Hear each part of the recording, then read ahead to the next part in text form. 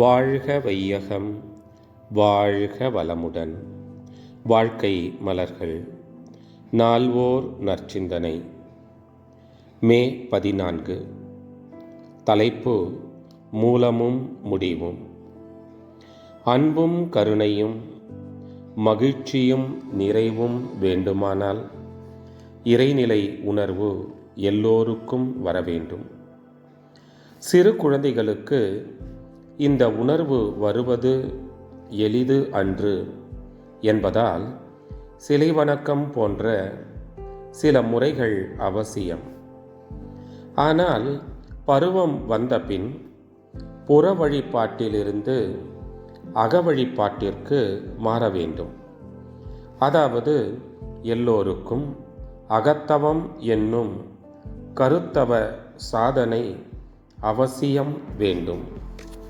அப்போதுதான் மனம் ஒரு சமநிலையிலேயே இருக்கவும் அறிவை உயர்நிலையிலேயே இயக்கவும் முடியும். இங்கேதான் மனம் அமைதி பெறும்.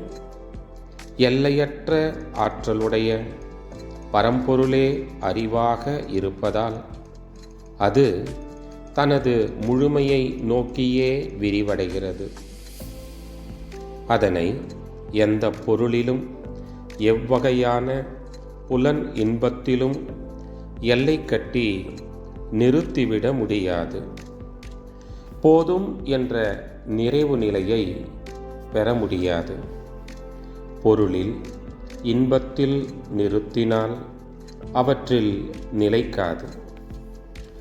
அதன் முழுமை நிலை இன்னது என்று தெரியாத போது, அதில் இணைப்பு கிடைக்காத போது, எந்த பொருளில் இன்பத்தில் அறிவை பொருத்தினாலும் அதுவே இன்னும் வேண்டும், மேலும் வேண்டும் என்று விட்டுவிட்டு விரிந்து பேராசையாக அலைந்து கொண்டே இருக்கும்.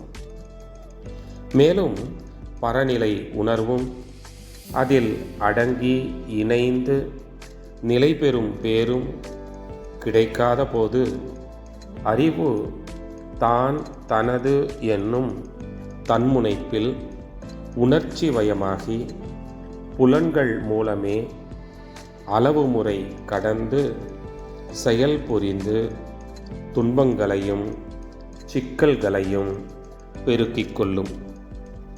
தனது மூலமும் முடிவுமாக உள்ள இருப்பு நிலையை அறிவு உணர்ந்தால்தான் அதில் அடங்கி நிலைத்து நிறைவும் அமைதியும் பெறும். அருட்தந்தை. வாழ்க வளமுடன். தொடரும்.